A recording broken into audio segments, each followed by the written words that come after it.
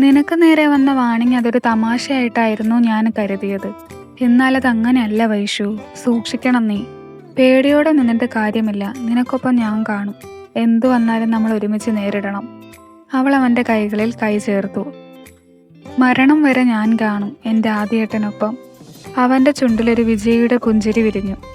ദിവസങ്ങൾ കൊഴിഞ്ഞുപോയി. റാം പതിയെ ജീവിതത്തിലേക്ക് മടങ്ങി വന്നു. ഒരു ദിവസം സീതയും റാമും മാത്രമുള്ള സമയം അവൻ പറഞ്ഞു, സീത, എനിക്ക് നേരെ നടന്നതൊരു ആക്സിഡൻ്റ് അല്ല. അത് പ്ലാൻ ചെയ്ത ഒരു കൊലപാതക ശ്രമമായിരുന്നു. സീതയുടെ കണ്ണുകളിൽ ഭയം നിറഞ്ഞു. റാം, അത് ആരാകും? അറിയില്ല, പക്ഷെ സൂക്ഷിക്കേണ്ടിയിരിക്കുന്നു. അപ്പോഴേക്കും ഒക്കെയും കേട്ടുകൊണ്ട് ആദ്യ അകത്തേക്ക് വന്നു. മമ്മ, ഡാഡി, അതെനിക്കെതിരെയുള്ളൊരു നീക്കമാണ്. ചെയ്തവൻ എൻ്റെ ശത്രു, എൻ്റെ ജീവൻ ലക്ഷ്യം വെച്ചിരിക്കുന്ന ഒരുത്തൻ. സീത അവനെ നോക്കി. ആദ്യം അപ്പം ഇനിയും ഇതുപോലെ ഉണ്ടാകും മമ്മ, സൂക്ഷിക്കണം. ഇനി ഒരു പക്ഷേ വൈശാലിക്കെതിരെ ആയിരിക്കും. ഇനിയും അവളെ ആ വീട്ടിൽ ഒറ്റയ്ക്കാക്കുന്നത് ശരിയല്ല. സോ എത്രയും വേഗം ഞങ്ങളുടെ വിവാഹം നടക്കണം. മമ്മയും പപ്പയും മുത്തശ്ശനോട് സംസാരിക്കണം. അവൻ അവരോട് പറഞ്ഞിട്ട് പുറത്തേക്ക് ഇറങ്ങി. റാമു അത് ആലോചിച്ചിരുന്നു. പിന്നെ അധികം വൈകാതെ റാം ഡിസ്ചാർജായി വീട്ടിലേക്ക് വന്നു. ആദ്യം പറഞ്ഞതുപോലെ മുത്തശ്ശനോടൊക്കെയും പറഞ്ഞു ബോധ്യപ്പെടുത്തി. മുത്തശ്ശൻ്റെ ആഗ്രഹപ്രകാരം ഒത്ത സമയം നോക്കി വിവാഹം തീരുമാനിച്ചു. ഇന്നാണ് ആദിയുടെയും വൈശാലിയുടെയും വിവാഹം. പക്ഷെ നാടോ നാട്ടുകാരോ അറിയാതെ അവരുടെ മാത്രം കുടുംബക്ഷേത്രത്തിൽ വെച്ച്. വൈശാലി ഒരു ചുവന്ന കളർ പട്ടുസാരി ചുറ്റി, തല കുളിപ്പിന്നൽ കെട്ടി അതിൽ നിറയെ മുല്ലപ്പൂ ചൂടി.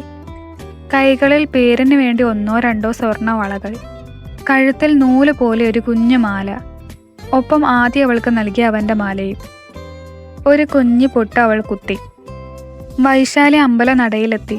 ആദ്യം അവളെ തന്നെ നോക്കി നിന്നു. തനിക്കരികിൽ യാതൊരു ചമയങ്ങളും ഇല്ലാതെ തൻ്റെ മുഖത്തേക്ക് നോക്കി നിൽക്കുന്ന തൻ്റെ പെണ്ണിനെ കണ്ടതും അവൻ അവളെ ആരാധനയോടെ നോക്കി. കൊട്ടും കുരവിയും പാടിത്തുടങ്ങി. തനിക്കുമേൽ പുഷ്പവൃഷ്ടി ആരംഭിച്ചതും അവൻ അവളുടെ കഴുത്തിലേക്ക് തൻ്റെ താലി ചാർത്തി. തൻ്റെ കയ്യിലെ കുങ്കുമം കൊണ്ട് അവളുടെ സീമന്തരേഖയെ അവൻ ചുമപ്പിച്ചു. ഇതേ സമയം വൈശാലി ഇരു കൈകളും കൂപ്പി കണ്ണുകൾ അടച്ചു പ്രാർത്ഥിക്കുകയായിരുന്നു. ഞാൻ ആരാധിക്കുന്ന വിശ്വസിക്കുന്ന ദൈവമേ, എൻ്റെ മരണം വരെ നീ സുമംഗലിയാക്കണേ. ഇനി വരുന്ന 7 ജന്മവും എൻ്റെ ഇണയായ എൻ്റെ പാതിയെ തന്നെ തരണേ. അവളുടെ മിഴികളിൽ നിന്നും കണ്ണുനീർ അടർന്നു വീണു. ആദ്യം അത് തൻ്റെ അതരങ്ങളാൽ മായ്ച്ചു കളഞ്ഞു. പരസ്പരം അവർ വർണ്ണമാല്യമണിഞ്ഞു. മുതിർന്നവരുടെ അനുഗ്രഹം വാങ്ങാൻ അവർ മുന്നോട്ട് നടന്നു. ആദ്യം മുത്തശ്ശൻ്റെ കാലിൽ വീണു. ആദ്യയും വൈശാലിയെ അദ്ദേഹം എണീപ്പിച്ചു. അവളെ നെറ്റിയിൽ അമർത്തി ചുംബിച്ചു. ദീർഘ സുമംഗലി ഭവ. അയാൾ അവളെ തഴുകി. റാമും സീതയും തൻ്റെ മകളെ ചേർത്ത് നിർത്തി. പരസ്പരം സുഖത്തിലും ദുഃഖത്തിലും സന്തോഷത്തിലും സമാധാനത്തിലും ഐക്യത്തോടെ പത്നിയും പതിയും കൂടെ വേണം. പരസ്പരം അകലാതെ ഒരു 100 ജന്മം ഒരുമിച്ച് ജീവിക്കണം. സീത രണ്ടാളുടെയും തലയിൽ കൈവച്ച് പറഞ്ഞു. ഇതെല്ലാം കണ്ടുകൊണ്ട് മഹിയും ഹർഷനും ഉണ്ടായിരുന്നു. ഇടയ്ക്ക് മഹിയുടെ കണ്ണുകൾ ഹർഷനിലേക്ക് നീണ്ടു. അത് അവനും അറിയുന്നുണ്ടായിരുന്നു. വൈശാലിയെ ആദിയുടെ വീട്ടിലേക്ക് കൊണ്ടുപോയി. പോകാൻ നേരം അവളുടെ കണ്ണുകൾ മുത്തശ്ശനെ തേടി. അയാളുടെ കണ്ണുകളും നിറഞ്ഞിരുന്നു. എങ്കിലും അത് പുറത്ത് കാട്ടാതെ അവളെ സന്തോഷത്തോടെ യാത്രയാക്കി. മുത്തശ്ശൻ്റെ മുന്നിൽ വൈശാലി കരഞ്ഞില്ല. പക്ഷെ ആദിക്കൊപ്പം പോകും വഴി അവൾ അവൻ്റെ തോളിൽ തല ചായച്ചു. ഒറ്റയ്ക്കായി ആദിയേട്ടാ മുത്തശ്ശൻ, ഇനി ഞാനും ഇല്ലല്ലോ. ആദ്യം അവളെ കണ്ണുകൾ ചിമ്മി കാണിച്ചു. ഇതൊക്കെ ജീവിതത്തിൽ നടക്കേണ്ടതാണ് വൈഷു. നമ്മൾ പൊരുത്തപ്പെടാൻ ശ്രമിക്കണം. മുത്തശ്ശനെ നമുക്ക് വീട്ടിലേക്ക് കൊണ്ടുപോകാം, എന്തേ? അവൾ വിശ്വാസം വരാത്തതുപോലെ അവനെ നോക്കി.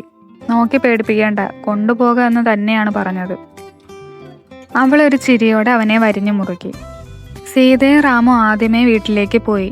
പുറകെയാണ് ആദ്യം വൈശാലിയും പോകുന്നത്. ആകെ അവർ 7 പേര് മാത്രമേ വിവാഹം നടത്താനുണ്ടായിരുന്നുള്ളൂ. നിഹയെ വിളിച്ചെങ്കിലും അവൾക്ക് എത്താൻ കഴിഞ്ഞില്ല. പിന്നെ ആരും നിർബന്ധിക്കാൻ പോയതുമില്ല. ഇപ്പോഴത്തെ അവസ്ഥയ്ക്ക് ഇതെല്ലാം അനിവാര്യമായിരുന്നു. കാരണം അത്രമേൽ രഹസ്യമായിട്ടാണ് വിവാഹം നടന്നത്. വൈശാലി വീടിൻ്റെ മുന്നിലിറങ്ങി. ഒപ്പം ആദിയും. സീത അവരെ പ്രതീക്ഷിച്ച് വീട്ടിൻ്റെ മുന്നിലുണ്ടായിരുന്നു. വൈശാലി വന്നതും കത്തിച്ചു വെച്ച നിലവിളക്ക് സീത അവളുടെ കയ്യിൽ കൊടുത്തു. പതിയെ അതും കയ്യിൽ പിടിച്ച് വലതുകാല് വെച്ച് അവൾ അകത്തേക്ക് കയറി. നിലവിളക്ക് പൂജാമുറിയിൽ കൊണ്ടുവച്ചു. പിന്നെ മധുരം കൊടുക്കലൊക്കെയായി സമയം ഇഴഞ്ഞു നീങ്ങി. പുതിയ ജീവിതത്തിലേക്ക് കടക്കുന്ന ഭീതി ഒഴിച്ചാൽ വൈശാലി ഓക്കെയായിരുന്നു. പകൽ രാത്രിക്ക് വഴിമാറി. വൈശാലിയുടെ കൈകളിൽ ഒരു ഗ്ലാസ് പാലും കൊടുത്ത് സീത അവളെ മുറിയിലേക്ക് വിട്ടു. അവളുടെ ഉള്ളം പെരുമ്പറ കൊട്ടുന്നുണ്ടായിരുന്നു. പതിയെ മുറിക്കകത്തേക്ക് കടന്ന് വാതിൽ കുറ്റിയിട്ടു. അപ്പോഴേക്കും അവളെ പ്രതീക്ഷിച്ച് ആദി ബെഡിലിരിക്കുന്നുണ്ടായിരുന്നു. ഒരു സെറ്റും മുണ്ടുമായിരുന്നു അവളുടെ വേഷം. തലമുടി പിറകിലേക്ക് കെട്ടി പൂവ് ചൂടിയിരുന്നു. കണ്ണിൽ കരിമഷി സ്ഥാനം പിടിച്ചു. ആദ്യ ഒരു വേള അവളിൽ തന്നെ അലിഞ്ഞു ചേർന്നു. വൈശാലി തനിക്ക് നേരെ വന്ന് വിരലുകൾ ഞൊടിച്ചപ്പോഴാണ് അവൻ തിരികെ വന്നത്. വൈശു, താനിന്ന് കൂടുതൽ സുന്ദരിയാട്ടോ, അവനൊരു കള്ളച്ചിരി പാസ്സാക്കിക്കൊണ്ട് പറഞ്ഞു. വൈശാലി നാണത്താൽ തൻ്റെ മുഖം പൊട്ടി. ആദ്യം അവളുടെ അടുത്തേക്ക് നടന്നു. വൈശാലി കുറച്ച് പരിഭ്രമത്തോടെ പിന്നിലേക്ക് നടന്നു. ഒടുവിൽ കതകിൽ തട്ടി അവൾ നിന്നു. ആദ്യം അവളെ തന്നിലേക്ക് വലിച്ചടുപ്പിച്ചു. അപ്പോഴും അവൾ കണ്ണു പൂട്ടി ചുണ്ടുകൾ കൂട്ടിപ്പിടിച്ച് നിൽക്കുകയായിരുന്നു. ആദി അവളെ തന്നെ ഇമവെട്ടാതെ നോക്കി നിന്നു. അവളിൽ മിന്നി മറയുന്ന ഭാവങ്ങൾ അവനിൽ ഒരു പുഞ്ചിരി വിടർത്തി. അവളുടെ മുഖത്തേക്ക് നോക്കി അവൻ മെല്ലെ ഊതി. അവൾ പതിയെ തൻ്റെ കണ്ണുകൾ തുറന്നു. പേടിക്കേണ്ട വൈശു, എനിക്ക് മനസ്സിലാകും നിന്റെ അവസ്ഥ. ഒരുപക്ഷെ നിനക്ക് പൂർണ്ണമായി എൻ്റെ പാതിയാകാൻ സമയം ആവശ്യമായിരിക്കും. അതുമല്ല, നമ്മുടെ ജീവിതത്തിൻ്റെ തുടക്കത്തിൽ തന്നെ വേദനിപ്പിക്കാനും ഞാൻ ആഗ്രഹിക്കുന്നില്ല. നിന്റെ ഉള്ളിലുള്ള വിഷമങ്ങളൊക്കെ മാറി പൂർണ്ണമായും എൻ്റേതാകാൻ എന്ന് ആഗ്രഹിക്കുന്നുവോ, അന്ന് മതി ഒരു ഹസ്ബൻഡ് ആൻഡ് വൈഫ് റിലേഷൻ. അവളുടെ കവളിൽ പിച്ചിക്കൊണ്ട് അവൻ പറഞ്ഞു. അത് മറ്റൊരു തരത്തിൽ വൈശാലിക്കും ആശ്വാസമായിരുന്നു. അവനെ അവൾ ആരാധനയോടെ നോക്കി. തൻ്റെ നെഞ്ചിലേക്ക് അവളെ ചേർത്ത് നിർത്തി അവളുടെ മൂർധാവിൽ അവൻ അമർത്തി ചുംബിച്ചു. ആദിയേട്ടാ, എന്താടോ? ഇനി അപ്പയ്ക്ക് അപകടം വരുത്തിയ ആള് എന്നെയും കൊന്നുകളഞ്ഞാൽ ആദിയേട്ടൻ കരയരുതിട്ടോ. മറ്റൊരു പെണ്ണിനെ കൂടെ കൂട്ടി ജീവിക്കണം. പറ്റുമെങ്കിൽ എൻ്റെ മരിയമോളെ പൊന്നുപോലെ നോക്കണം. ആദിയുടെ കവിളിൽ രക്തവർണ്ണമായി. അവളെ തന്നിൽ നിന്നും അടർത്തി മാറ്റി അവൻ അവളെ നോക്കി.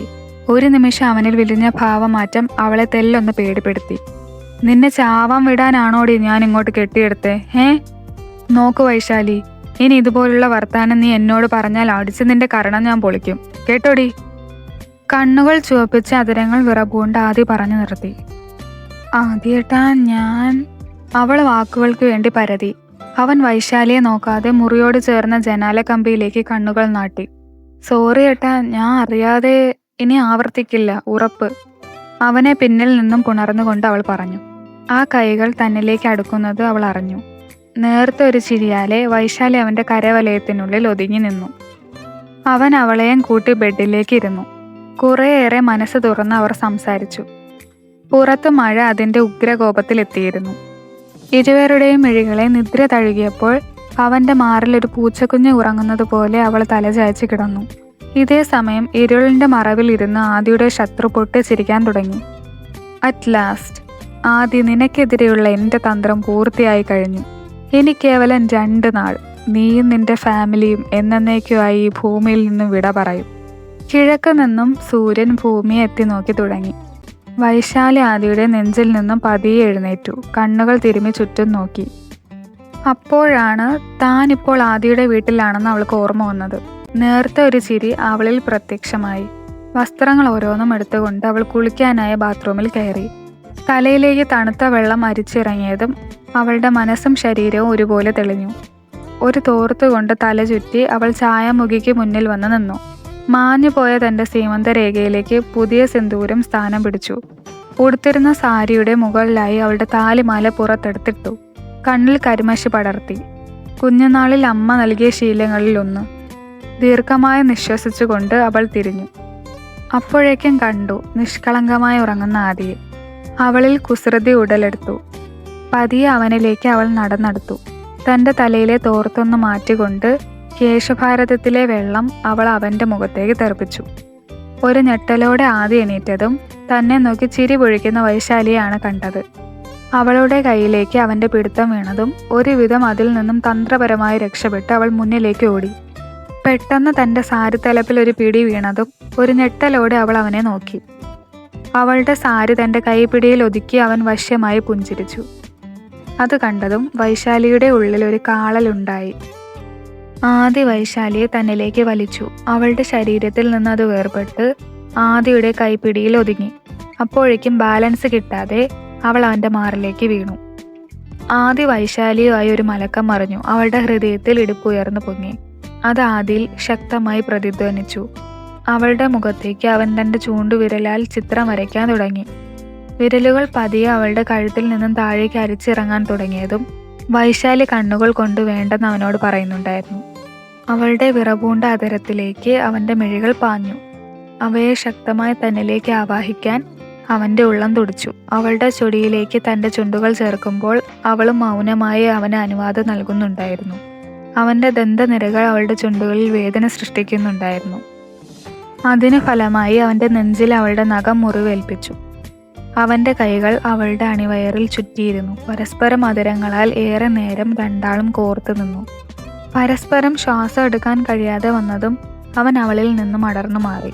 കണ്ണുകൾ പൂട്ടി തൻ്റെ നെഞ്ചിലേക്ക് അള്ളിപ്പിടിച്ച് കിടക്കുന്ന വൈശാലി അവൻ പ്രണയത്തോടെ നോക്കി. അവളുടെ സർപ്പസൗന്ദര്യം അവൻ കണ്ണുകളാൽ ആവാഹിച്ചെടുത്തു. കണ്ണുകൾ തുറന്നതും തന്നെ നോക്കി നിൽക്കുന്ന ആദിയാണ് അവൾ കണ്ടത്. കൈകൾ കൊണ്ട് തൻ്റെ വെളിവാക്കുന്ന ശരീരം അവൾ മറച്ചു. അവനിലേക്ക് ചേർന്ന് കിടന്ന സാരിത്തലപ്പ് തന്നിലേക്ക് അവൾ ചേർത്ത് പിടിച്ചു. ശേഷം അവനെ ഒരു ചിരിയാലെ നോക്കിക്കൊണ്ട് അവൾ പുറത്തേക്ക് നടന്നു. അവളുടെ പുഞ്ചിരിയിൽ ഒരു വേള അവന് അലിഞ്ഞു ചേർന്നു. വൈശാലി താഴേക്ക് ഇറങ്ങിയതും സീതയും റാമും ഹാളിൽ ഉണ്ടായിരുന്നു. റാം പത്രം വായിക്കുകയും സീത ചായ കുടിച്ചുകൊണ്ടിരിക്കുകയുമായിരുന്നു. അവർക്ക് നേരെ ഒരു പുഞ്ചിരി നൽകി അവൾ താഴേക്ക് ഇറങ്ങി. മോള് നേരത്തെ ഉണർന്നോ? ആ, അമ്മ ഉള്ളപ്പോഴേ ശീലിച്ചതാണ്. അവളിൽ വിഷാദം തളം കെട്ടുന്നത് സീത അറിഞ്ഞു. അവളെ തന്നോട് ചേർത്ത് നിർത്തി അവളുടെ മൂർധാവിൽ അവൾ ചുംബിച്ചു. മോൾ ഇവിടെ അപ്പയുടെ കൂടെ ഇരുന്നോ? ഞാൻ പോയി ബ്രേക്ക്ഫാസ്റ്റ് ശരിയാക്കാം. സീത അതും പറഞ്ഞു പോയതും വൈശാലി എന്തോ പറയാനാഞ്ഞു. റാം അപ്പോഴേക്കും അവളെ അടുത്തേക്ക് ഇരുത്തി. ഇന്ന് മോൾ ഒന്നും ചെയ്യണ്ട, കുറച്ചു ദിവസം എല്ലാം ഒന്ന് പരിചയമാകട്ടെ, എന്നിട്ട് മതി. റാം പറഞ്ഞതും അവൾ തലയാട്ടി. ബ്രേക്ക്ഫാസ്റ്റ് ശരിയാക്കി സീത എല്ലാം ഡൈനിങ് ഏരിയയിൽ സെറ്റ് ചെയ്തു. അപ്പോഴേക്കും ആദ്യം റാമും അവിടേക്ക് എത്തി. ഡാഡി, ഞാൻ ഇന്നൊരു സ്ഥലത്തേക്ക് പോകുന്നുണ്ട്, വരാൻ കുറച്ച് ലേറ്റാകും. ഡാ കുഞ്ഞ, ഇന്നലെയല്ലേ നിന്റെ കല്യാണം കഴിഞ്ഞത്, എന്നിട്ട് എങ്ങോട്ടാ നീ പോകുന്നത്? സീത ചോദിച്ചതും അവൻ ദീർഘമായി നിശ്വസിച്ചു. മമ്മ, എല്ലാം ഞാൻ വന്നിട്ട് പറയാം, ഓക്കേ? അവൻ പേരിന് ഭക്ഷണം കഴിച്ചിട്ട് കാറിന്റെ കീയുമായി പുറത്തേക്ക് ഇറങ്ങി. വൈശാലി അവന്റെ ഒരു തിരിഞ്ഞു നോട്ടം പ്രതീക്ഷിച്ചു. എങ്കിലും അവനിൽ നിന്നും അത് ഉണ്ടായില്ല. അത് അവളിൽ ഒരു ചെറിയ വിഷമം തോന്നിപ്പിച്ചു. വൈകുന്നേരം ആയപ്പോൾ ആദിയുടെ കാർ വീട്ടിലെത്തി. അത് മനസ്സിലാക്കിയതും വൈശാലി താഴേക്ക് ഇറങ്ങി ഓടി. ആദിയുടെ കൂടെ വരുന്ന ആളെ കണ്ടതും വൈശാലി ഒരു വേള പുഞ്ചിരിച്ചു. അടുത്ത നിമിഷം അവിടേക്ക് അരങ്ങേറിയ കാഴ്ച കണ്ടതും അവൾക്ക് വിശ്വസിക്കാൻ കഴിഞ്ഞില്ല.